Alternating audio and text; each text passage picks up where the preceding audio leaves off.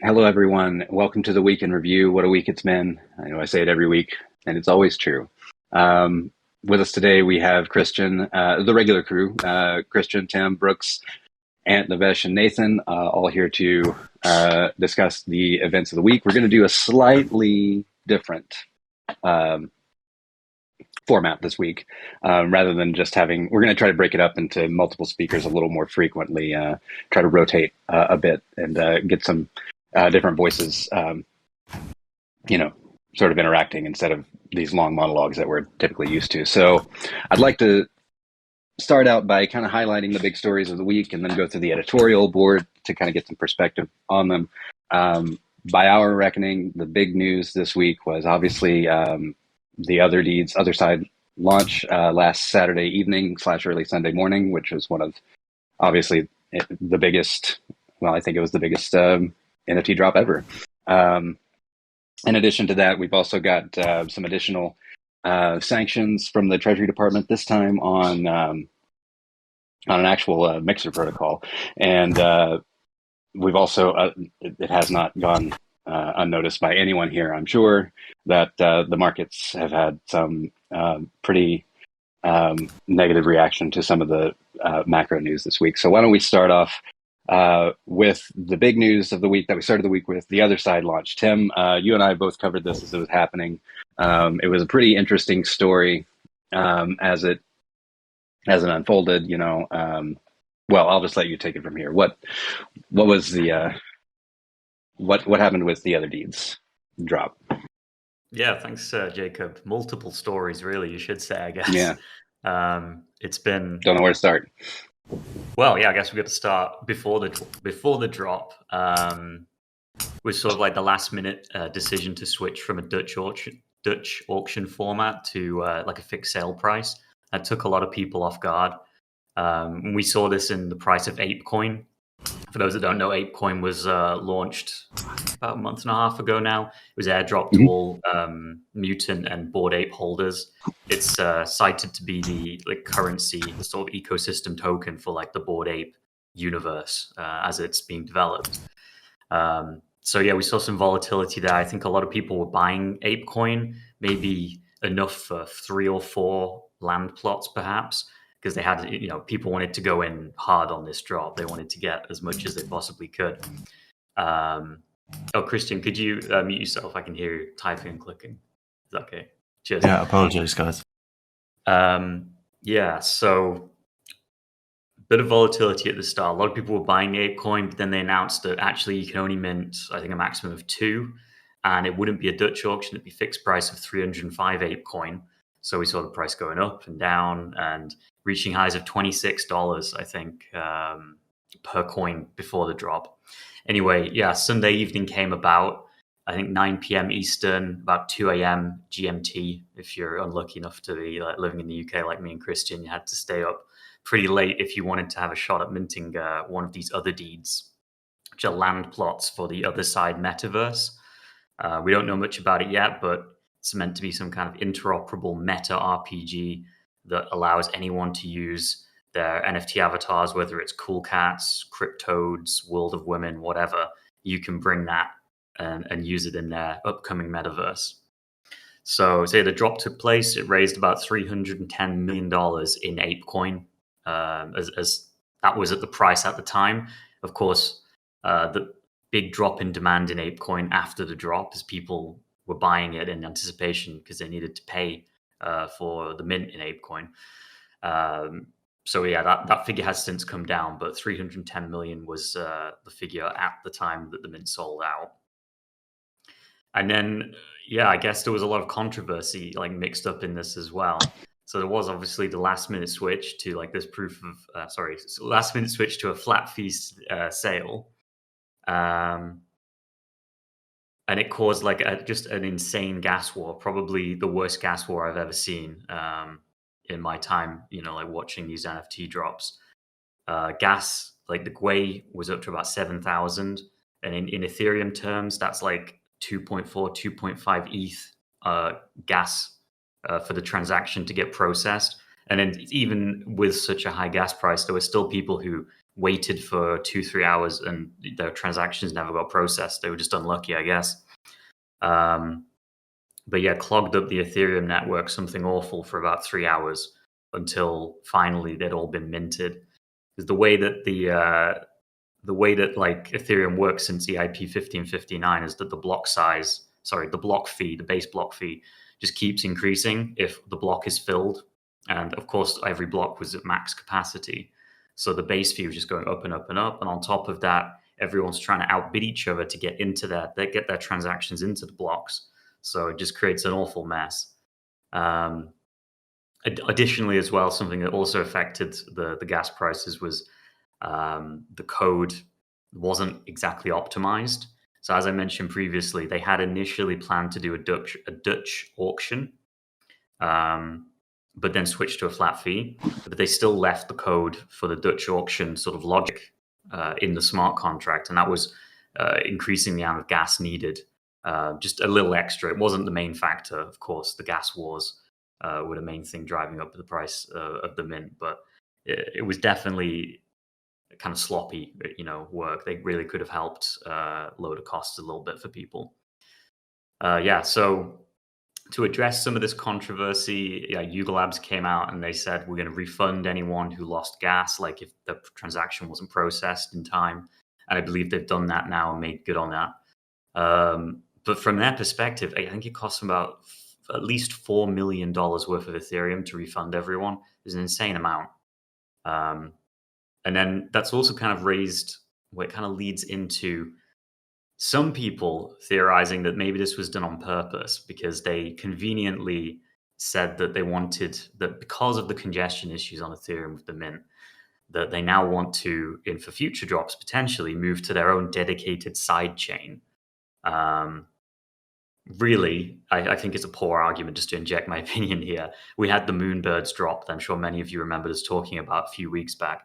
And they used a raffle system to just completely avoid gas wars and save users just, literally millions in Ethereum gas fees.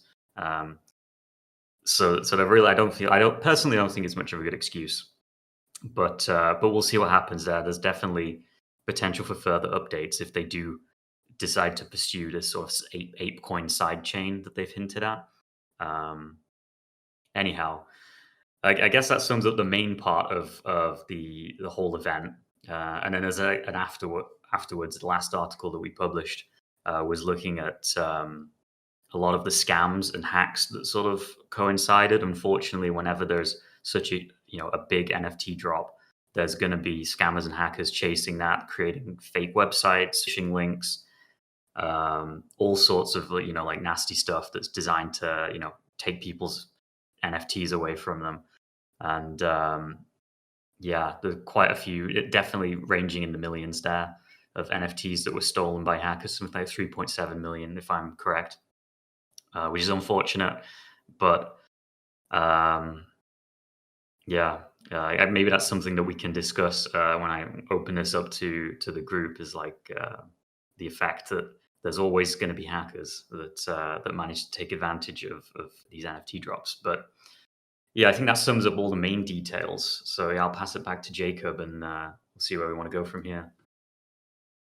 Yeah, I think it's worth unpacking a little bit. Thank you, Tim, for sharing that. It was, this story went on for several days because they were, sort of beginning with the announcement that they were going to abandon the Dutch auction plan and institute a flat price. It just sort of sent people scrambling from that point on to, secure the number of ape coins that they needed. And, obviously all the problems that you've just discussed. I'd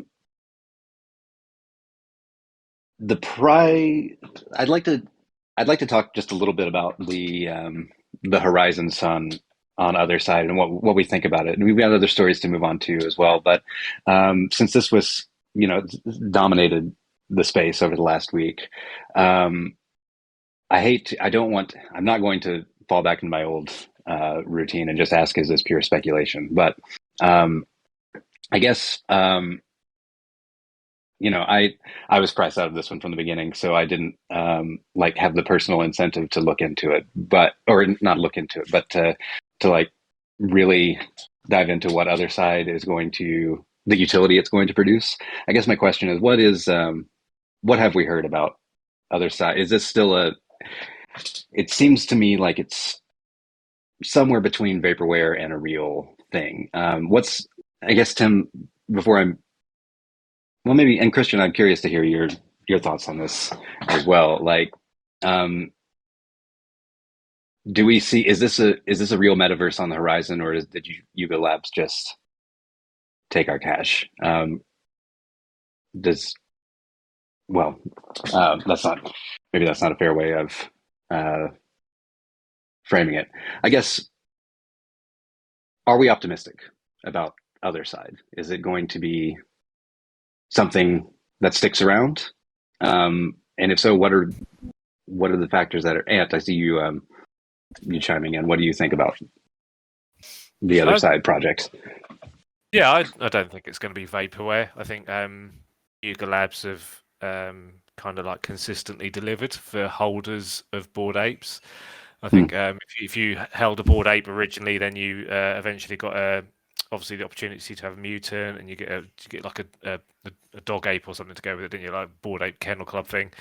You've got some ape coin as well, and stuff like that. So, and I think like with them as well, their brand is really, really powerful, really, really well recognized. It's probably one of the best recognized NFT brands in the world now, isn't it? So there's no way they're going to kind of like damage that unnecessarily, and you can see that it's valuable to them in their decision to refund the gas fees to people who sort of like took on all that risk and failed. So I would have thought I can almost see, in fact, the other side becoming like the premier metaverse to go to. I even suspect it's going to kind of like usurp the sandbox if that ever actually launches, and Decentraland as well as like the premier place to be, and I'm sure as well they've probably got the financial resources to deliver that as well, like, and to get it done in a fairly quick manner. I can't believe for a moment that they'll fail to deliver on that. So. Yeah, I just echo some of what Ant said there. I think Yuga is, I've said before I'm not particularly a fan of Bored Ape Yacht Club, and I'd probably rather own a CryptoPunk because if I live thinking 20 years ahead, I think CryptoPunks are quite likely to be remembered as like this historical sort of artifact of Ethereum's history. But nonetheless, I think Yuga has never really set a foot wrong, like apart from maybe this and the issues with the bad coding and these high gas fees that came out of it. I think they've done a lot right over the last year, and it's not just coincidence that was the one that took off and trades for like $400,000 at the peak. It's because they've executed so well and they did a lot of things right that they've got to this point. And so the team is pretty experienced. They've got, as Ant says, like vast amounts of capital now. I mean, it's up for debate whether you think that ApeCoin is an entity of Yuga Labs or this separate thing. They kind of say that it's separate, but I don't know about that. They got a fair few coins from that launch. So they have like a big reserve, and it's like super early days for metaverses, right? You have Decentraland, which has been around a while, still not a great experience in playing that, in my opinion.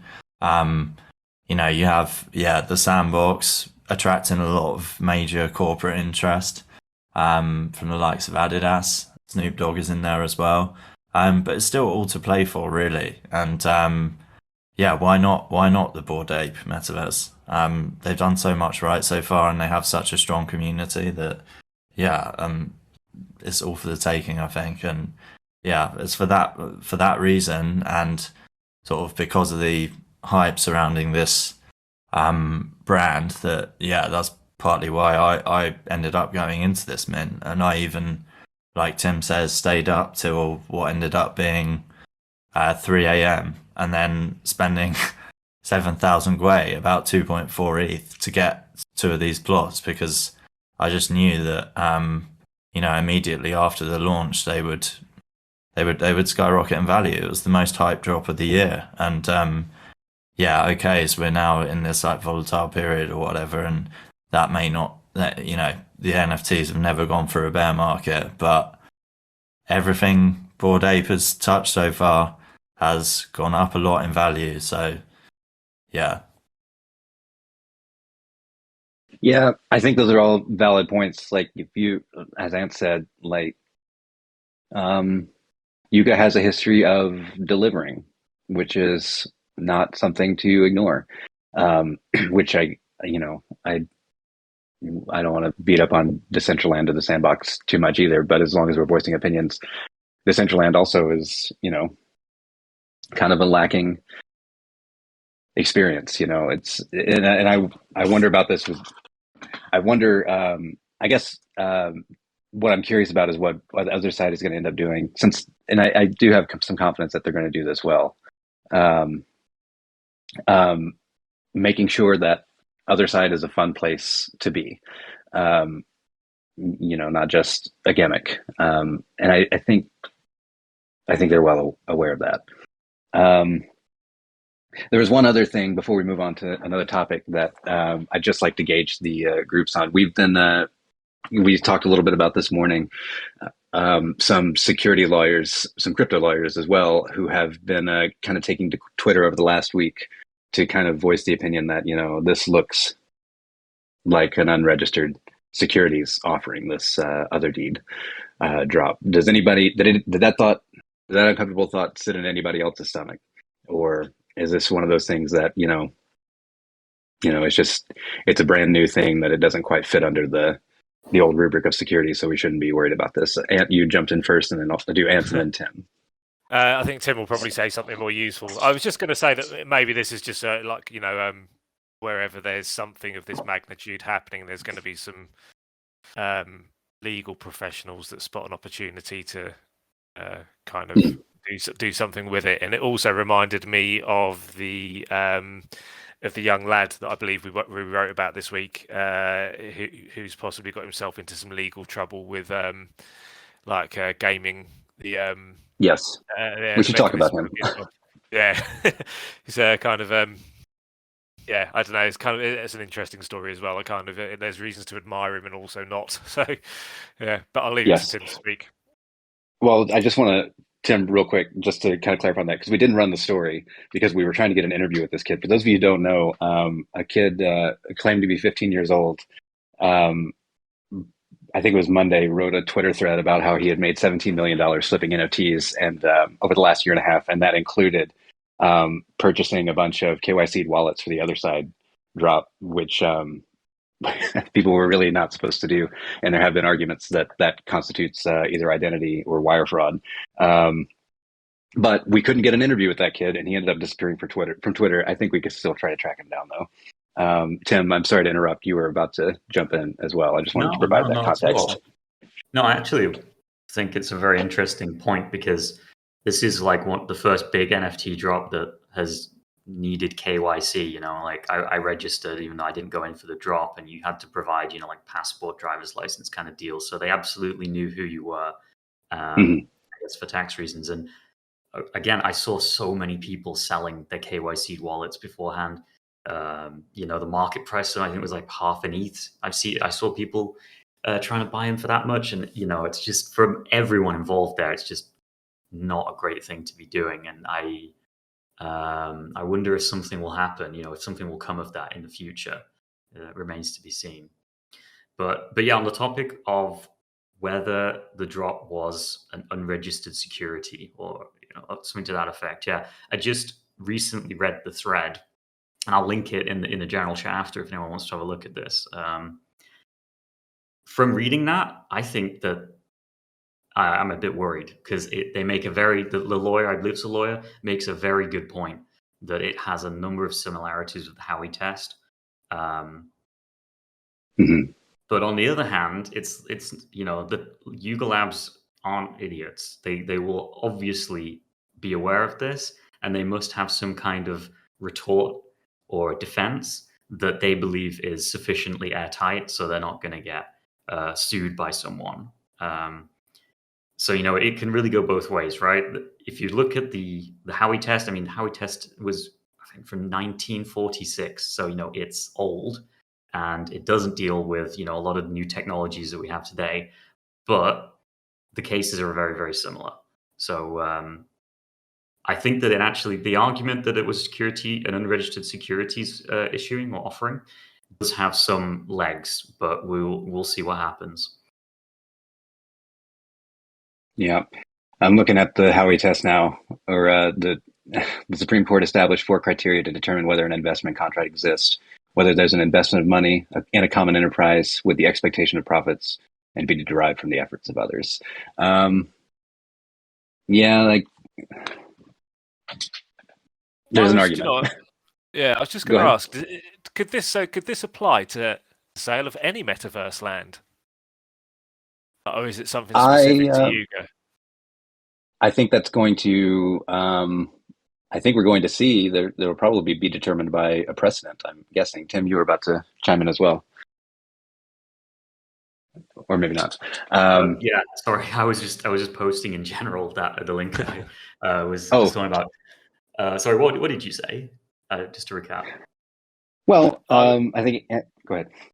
Yeah, I was just wondering. Do you think that this kind of thing about it being a security, could that apply to any metaverse sales, any land sales in the metaverse? Absolutely. I think that I think more so if the metaverse hasn't been built, right? It's, because they compare it to the Howey test, right? Where Howey Corporation, I believe it was, or something like that, they were selling plots of land they were going to cultivate oranges on, I believe. And, they were selling the land, but it was worthless unless Howey Corporation did what they said they were going to do and, planted the orange trees, cultivated the land, provided all the infrastructure. And I think that's a very interesting comparison towards like Otherside, right? You've sold this land. Of course, you could argue it's art, but everyone really knows like that plot of land you've bought doesn't have value unless Yuga Labs and Amanoka Brands and whoever else do what they say they're going to do and make the metaverse and actually bring it to life. And of course, like Howey Corporation, they lost, and the Supreme Court did say, yeah, that's a securities offering, should have had that registered. Yeah. So yeah, because they've got, isn't it some of these land plots have got like these coder things that like, is it robots or something, but nobody knows what they're for. Like you need to come out and actually kind of like declare what these are for. Christian, have you got any of these on your bits of land?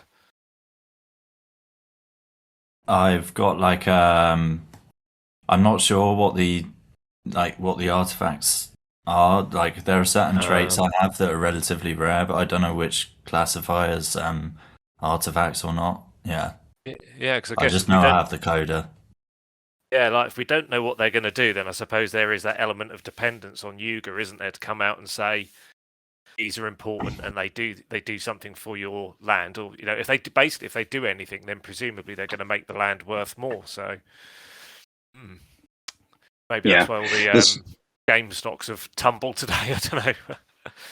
Possibly. I'd contrast this before we move on to another topic. I'd contrast this to another NFT announcement this week that was less notable. VanEck, you guys may have. Well, we did a piece on it. You guys may have seen that VanEck is releasing its own NFT collection of 1,000 Alexander Hamilton themed NFTs that are going to be embedded in some kind of deep narrative concerning monetary policy and sound money. But here's the thing about that release. VanEck has included in the fine print of registering for the NFT drop that you must not sell or transfer any of these things. This is kind of Tim's point about what is the value of these? What is the future value going to be? What is the issuing entity going to do with these NFTs? And in VanEck's case, they haven't announced that they're going to do anything with them, but it seems, at least to cover themselves for the future, they or for whatever they might want to do with these NFTs, they've explicitly told, and I don't know how they're going to enforce this, but they've told everyone who registered, you cannot sell them. So they seem pretty aware on their end. But VanEck is a traditional asset manager, so they're going to be much more careful. Yeah, Tim. Yeah, I mean, can't you just make an NFT untransferable? I'm sure that's something you can do in a smart contract. So I mean, I would think could so. just do that, yeah. And also, I wanted Navesh, to do you ask, have any insight? Oh, sorry. Sorry, Tim, your I question. wanted to ask, how can you get one of these? Because I remember you saying that you were planning to try and get one. It's just a registration site. I can share it in general as well, if I can That'd find be cool, yeah. it. Okay. Anyway, I'll share that, but we've got some other news to get to, so we could talk about Bored Apes and NFTs all day. But we've got more important things to talk about. The Treasury Department has issued new sanctions this week. Christian, I'm going to turn to you on this one because this is a slightly different kind of sanction than what we've been used to seeing thus far. How is it? What makes this move unique? Yeah, so this is a relatively breaking story. Came out a couple of hours ago, and it's something I wrote up. So yeah, the Treasury Department has sanctioned the first cryptocurrency mixer, which is it's called Blender. You can access it through like the normal internet and Tor, the Onion Ring, the Onion router, so like the dark web, and the reason they've sanctioned it is because they say that this was used by the North Korean hackers who stole $550 million from Ronin Network a few weeks ago. So yeah, there are quite a few layers to this story. Basically, for several weeks now, there have been a lot of stories that have emerged, basically alleging that Lazarus Group, the North Korean state-sponsored hacking organization, is targeting the cryptocurrency space, specifically in addition to hacks like the Ronin Network one, which was really the big one, specifically targeting crypto startups and companies in the space. So yeah, there was one investor and founder of Defiance Capital, Arthur Chong. He lost almost $2 million worth of NFTs, and when he sort of did some investigating into this with cybersecurity firms, they allegedly pointed this to Blue Norov, which is a subdivision of Lazarus Group, and other firms in recent months have come out as well and basically issued warnings about this. And we have seen the US recently sanctioning certain specific addresses that they've linked to these North Korean backed hacks. And today is kind of an interesting development because it's the first time of a mixer being sort of blacklisted like this. Everyone sort of knows, but at this point, that these cryptocurrency mixers pretty controversial because they end up getting used pretty heavily in a lot of the crimes that occur in this space. I think we would all be pretty sort of lying to ourselves if we sort of denied that. With every hack that happens on Ethereum, as an example, it's often not long after that you see the perpetrator funneling funds through Tornado Cash to sort of move their money move the money they stole rather to a clean address. And that's basically what a mixer does. It allows you, depending on they're mostly found on Bitcoin and Ethereum, but depending on which one you're on, it's essentially a way to add some money through one wallet and withdraw it like another way, or like withdraw a different portion of like money that's pulled through the protocol to a new address so that it's clean. And it's basically a way to obfuscate your transactions and make it less apparent when you're kind of looking at the public ledger, because otherwise it would be super easy to trace these hackers. So yeah, they're popularly used by basically the criminals of the cryptocurrency and DeFi world. And yeah, OFAC has sort of now listed this protocol Blender as a sanctioned as basically a sanctioned address. And I mean, this is pretty big because it's the first time that we've seen a mixer like this happen, and it basically means if they're prepared to do this over the North Korean hacks, we can surely expect further sanctions for other mixers down the pipeline when more of these hacks happen, because we know that stuff like Tornado is so it's almost like you look for it when we're reporting on these hacks. We immediately go on chain and look to see where the funds have gone, because we always know that they'll have moved them through Tornado to hide the money. And so, yeah, I wouldn't be surprised if it's, in a matter of weeks or months or even years down the line that we see similar bans for, other similar mixers until they're basically made illegal across the board. Thanks, Christian. I guess my first question, it's a pretty simple one. Is anyone surprised by this?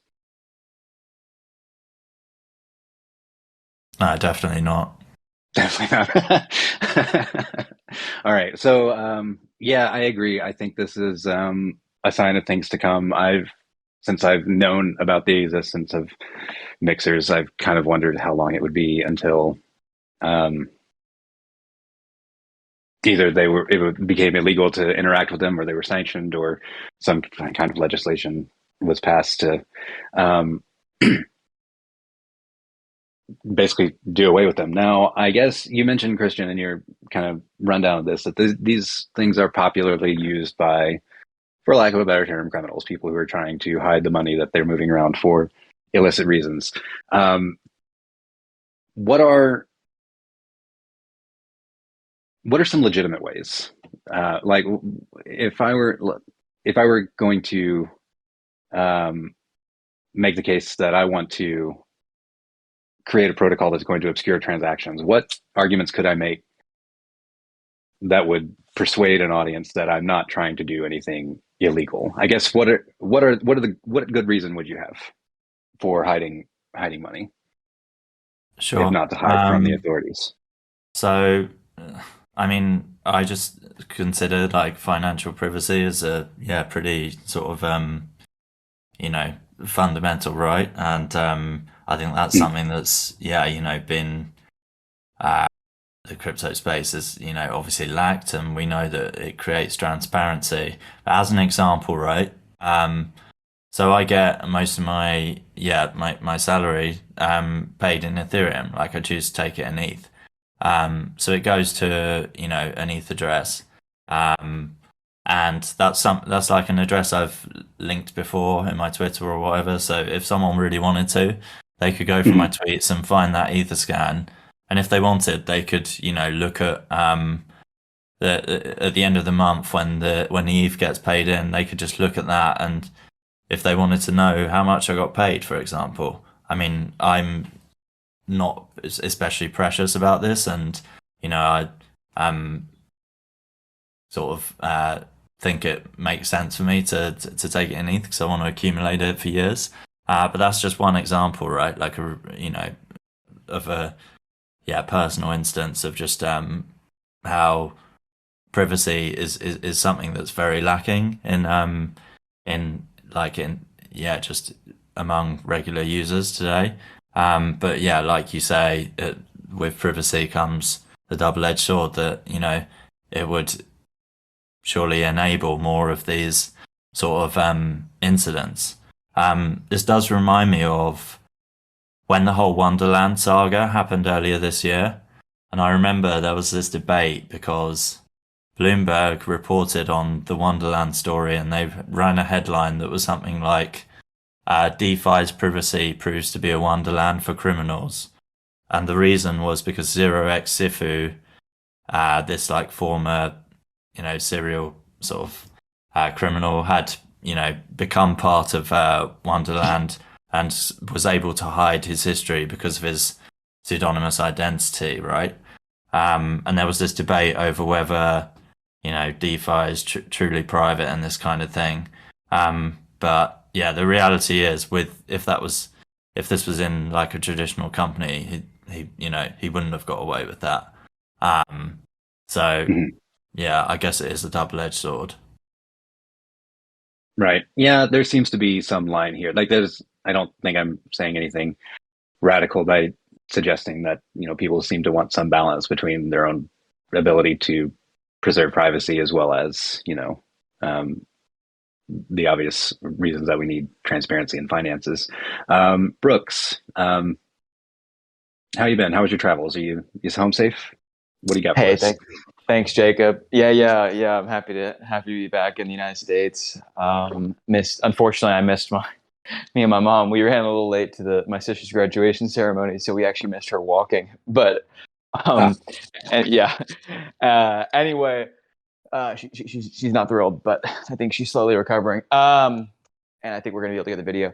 Anyway, yeah, the conversation just reminded me of a funny scene, or like what Christian said about like just kind of the fundamental right of to privacy, financial privacy. It reminded me of a scene from this show called Ozark, which is actually based on where I'm from. I'm from a region in Southwest Missouri. That's actually the Ozarks region. It's like lakes and stuff, or a big old lake. And there's a scene where he's like going to withdraw money. He's trying to withdraw a lot, and they're like asking him why, and he's like, if I want to literally something along the lines of, if I want to put all this money in my bathtub tonight and take a bath in my money, something to that effect, then I'm simply going to do that. Kind of reminds me of that. Yeah, I mean, like that's a fair instinct. It's my money. I can do what I want with it. Of course, there are there are many reasons to say that you can't just do anything you want with your own money, like send it to sanctioned addresses or things like that. But yeah, I guess this is not a surprising development, and something that we should be watching relatively closely, because I don't see this going away anytime soon. And we're probably not going to talk about this too much, but also this week you may have heard that the SEC beefed up its crypto investigations division, and SEC and the Treasury are obviously not the same department, but they communicate. And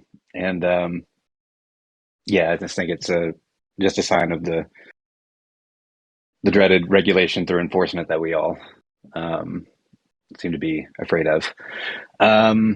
Any other thoughts on sanctions or that sort of thing before we move on to our last story of the day? All right. Cool. So we saved the gloom and doom for last, because we've got to talk about it, and we talk about it every week. The markets. This week, two rather notable events happened. One we survived pretty unscathed, and then the other happened. The first was the Fed meeting this week. I think it was Wednesday. It's always on a Wednesday, in which the Federal Reserve obviously raised interest rates by 50 basis points, and this was widely expected. It's been expected for months. It's expected that it'll happen again. And on that day, markets rallied. At least crypto markets did in the wake of the event. Now, I should point out that with these Fed meetings, Jerome Powell, Fed chair, always comes out and says that, we're going to raise rates. We have to get inflation under control. We've printed too much money. But then he'll say that the economy is strong enough to withstand the risk of recession. He keeps parroting this line. I saw Wall Street Journal, the job market added, I think, 430,000 jobs this month in the U.S. So there are indications that we can weather this. Now, the next day, the Bank of England raise interest rates, and it revised its inflation projections for the year from 8% to 2%. It also, at the same time, the value of the pound fell against the dollar at its highest drop since 2020. And if you were paying attention to the markets yesterday, you noticed that everything else sort of tanked from there. Stocks, equities, cryptos. I think the entire crypto market was down 7% yesterday in the wake of this. So, I'd like to kind of open this up to Nathan, our resident trader and markets expert. Should we be worried? Is this what we expected to see? Were there any surprises this week from your perspective?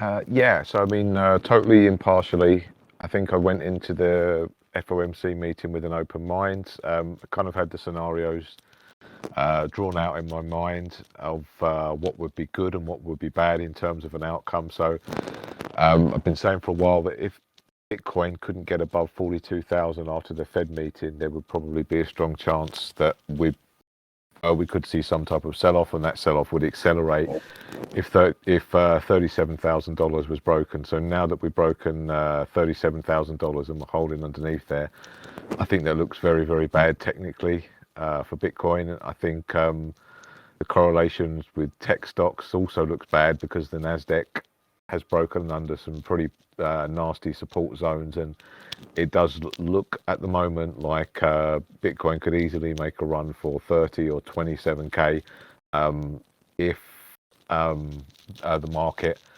continued to drop. So bearing in mind the macro environment, bearing in mind that there's some rumors also going around next week that there'll be an escalation in Ukraine, and like some announcements there that are not going to be positive. Inflation reports coming next week. Bearing in mind the Bank of England's is probably going to be one of many central banks who's going to be talking down the economic prospects, and I think the dollar is obviously king at the moment. So yeah, I don't think it looks great as long as Bitcoin trades underneath 37,000. I think there's a clear road towards 30k. It might not be nice to say it, but I think that's what's going to happen. Any well, before I respond, any pushback to that reading? Okay. Yeah, I don't think we've bottomed for the year. I'm sorry, Christian. I don't think we've bottomed yet this year. So yeah, I would sort of I've looked at the historical charts for Bitcoin, and if there's anything to fractals, just by looking at the historical chart, there's still some downward momentum that needs to be kind of lived through. Brooks, did you have a comment? Thanks. Yeah, I think I don't know. I still, I guess, what was the bottom this year so far? I think in January we got down to what, 34.5 was it? Something like that. I don't know. I still wouldn't be shocked if that was the bottom for the year, but I also wouldn't be shocked. I mean, I feel like the Fed is being very, very transparent up front. The problem is that includes acknowledging that they might have to change on a dime if inflation readings don't slow down throughout the summer, or come summer's end. But 250 basis point hikes, I think, expected the next two meetings. And I mean, I think he said that this is kind of a crazy stat in the U.S. 1.9 job openings for every unemployed person. And yeah, lowest unemployment in 50 years, basically just about close to it. I don't know what Nathan, what you're referring to in terms of bad news that might come out of Ukraine, but I still feel like I think the war is going to end this year. I still wouldn't be surprised if it ends this summer. I think I saw some random report that like they're targeting September. I'm not going to spend much time on that because I don't know much about it, but I don't know. I think it seems really bad right now, but also I don't know. A lot of it seems, I don't know what uncertainty. I guess there's uncertainty, but I don't know. Well, so like what the Bank of England cited yesterday, for example, they cited two particular causes to be of concern. The one was the lockdowns in China disrupting supply chains and contributing to inflation. The other was the war. Now, I think the big uncertainty with the war right now is that a lot of you have probably heard that May 9th, I think that's Monday, is a significant holiday for the Russians. It marks it's VE Day over the Nazis in World War II. And there's some intelligence rumors, whatever you want to call it, anticipation that the Russians might escalate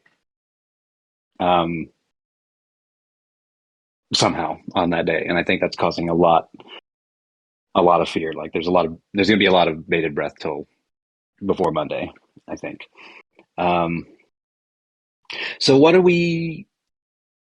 This may be a simpleton question, but what do we do on days like this? I don't want to ask people personal questions about their own investments or holdings or whatever, but like, are you comfortable staying in crypto? Are you comfortable staying in equities? Are you taking some cash on the sides? Are you putting your faith in the dollar for the next few months? Like, Tim, what have you got first, Tim? You. Well, I had a question for Nathan just before we move on to this. So I remember, like around the start of the year, Nathan mentioned that there was sort of a medium or maybe a longer term target of some kind of divergence or something in the charts that was saying we could retrace to around 20,000 on Bitcoin. And I know a few people in the trading chat have been mentioning this too. Is that something that you think is still on the cards, like further down the line, or do you think it could happen sooner? Now we've under the current macroeconomic circumstances.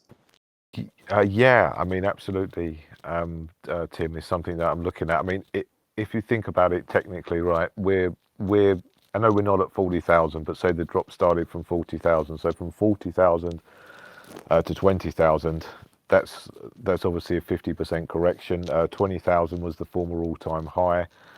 So once we broke that, we never looked back and we've never retested it. So as well as the divergence and all the other things I've just mentioned, it just makes perfect sense to me that that's the. I know like trading's really that easy, but like it just makes sense to me that that's the perfect area that the market would go to, and like the max pain point that a lot of people would probably start to exit if we got down to them type of levels. So yeah, it's certainly on the cards, and I wouldn't be surprised at all. Awesome, thanks. Cheers. Sorry, I was muted. Yes, Navesh, what do you got for us? Yeah, I just wanted to add that it seems all doom and gloom right now, but it's the correct opportunity to be looking at the market. But I think all the risks that we know are right in front of us. We know that Russia can act, and maybe there is a war brewing between China and Taiwan as well. So I would say that maybe it's a 3 to 4 month timeline where we see some kind of bottom happening and some kind of accumulation beginning. So it has to come back to this level for like 40,000. Like in the last cycle, we saw 6,000 and 10,000 were the levels where you saw the most activity or the most volume. So I would say that even if we are in the middle of this bear cycle and it could go down to 20,000, even then it's the best place to DCA or even invest in the top coins like Bitcoin and Ethereum. Obviously, altcoin investment is not that safe, but if you go for the real low market caps, then maybe there's an amazing opportunity there, because the market is not stalling like it did before. And we have a lot of activity going on. NFT market has not stopped, as Christian said, that it has never really witnessed a bear market. And even Tim covered this, I think, article this week where he found all the volumes and such, and said that like Wall Street was wrong in saying that the market has dried up. And we see that, like, for half an hour today, we were talking about NFTs and it's such an exciting thing. And even besides that, play to earn gaming is taking off. DeFi is not, like, the coins are not showing much progress, but still there's a lot of activity and development going around in that aspect. So I would say it's bad, but it's not something to run away from or exit your positions, especially the spot ones. And if you're trading intraday or like with leverage, then obviously you need to be careful. Real quick, I really like what you said, Nivesh. I think that's very sound. And I just want to add, like, if you were happily buying in October, or like maybe you felt like you couldn't get enough in October, but you are not interested in buying right now, I would have to say you have the wrong idea when it comes to investing and soundly building wealth. Yeah, and I think Nivesh hinted at this, but or he said it actually. Like, there's a lot of doom and gloom, but there's that kind of overshadows a lot of the bullish things that happen that we do cover too, and those don't get as much. They don't. They just don't feel as good in times like now. But that is happening too. There's a lot going on in the space. Paul Tudor Jones, all the talent in the space, etc. So we can make a lot of bullish cases at the very least for the long term. So anyway. I'm glad you brought up the Paul Tudor Jones comment.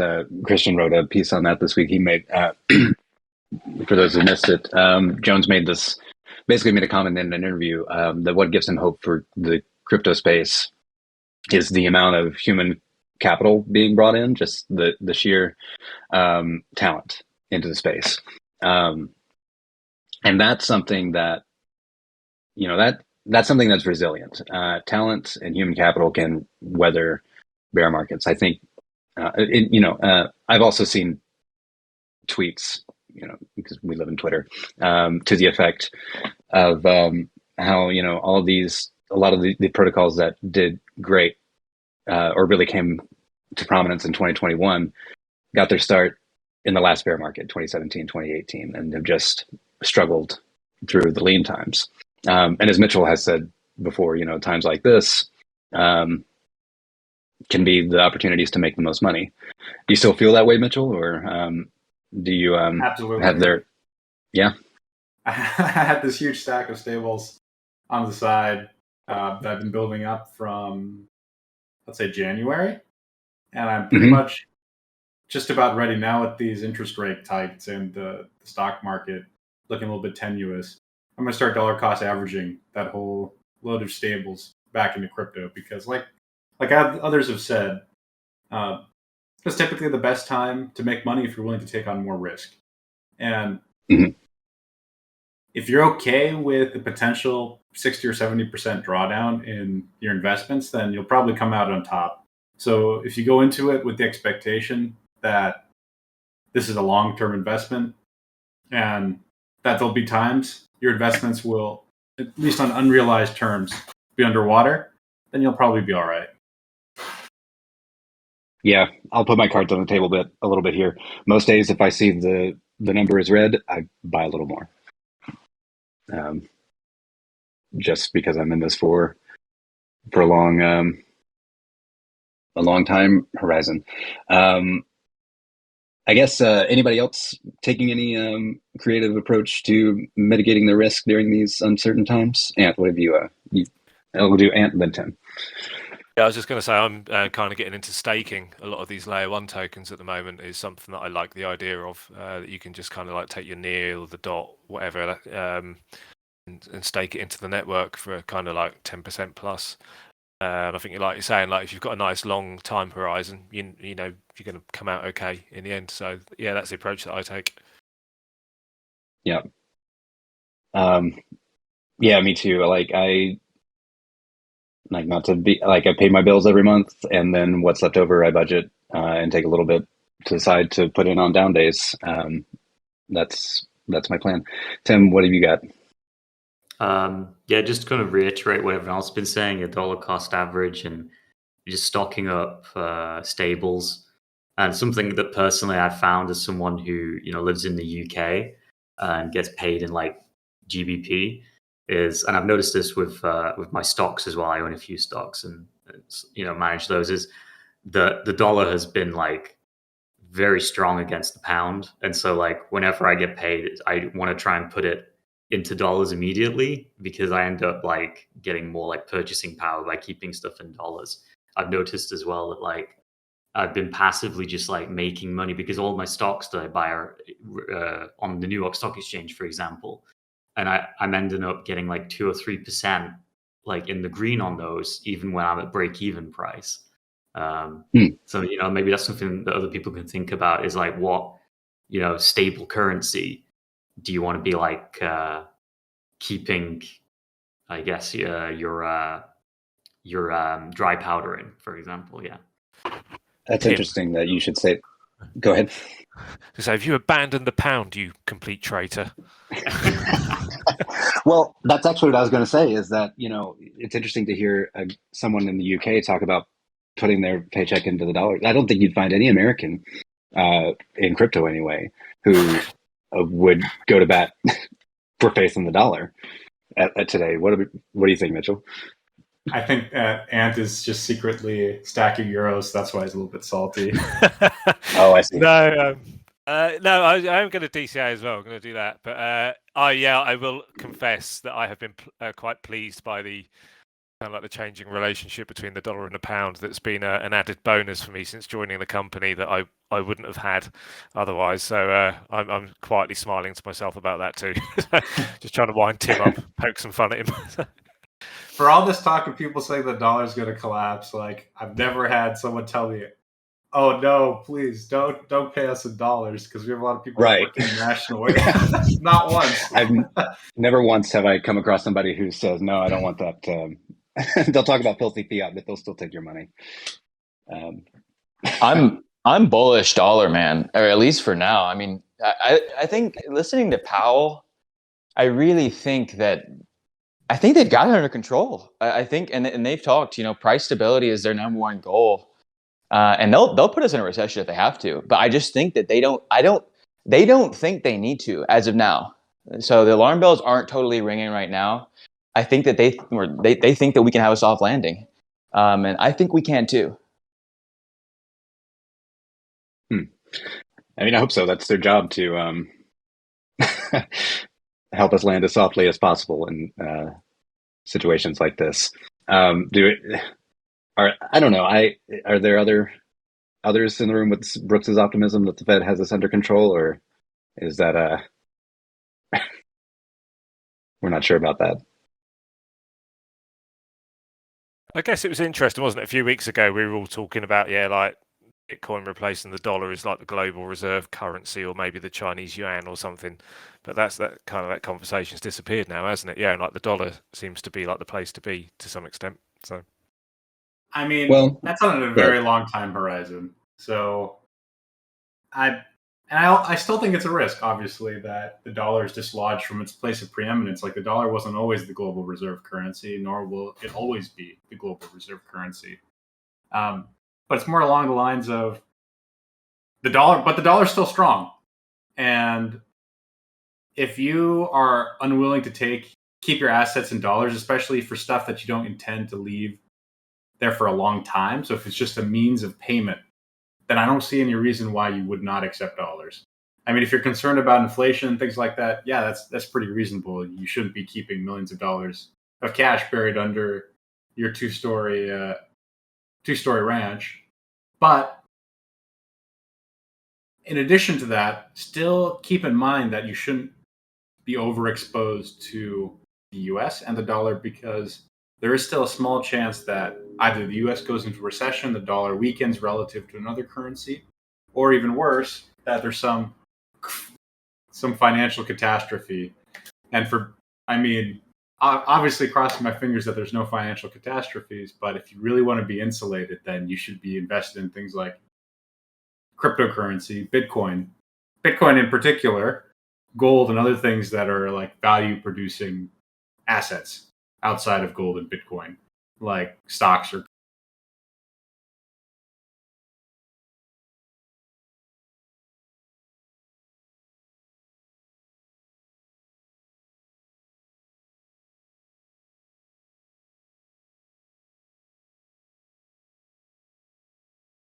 companies.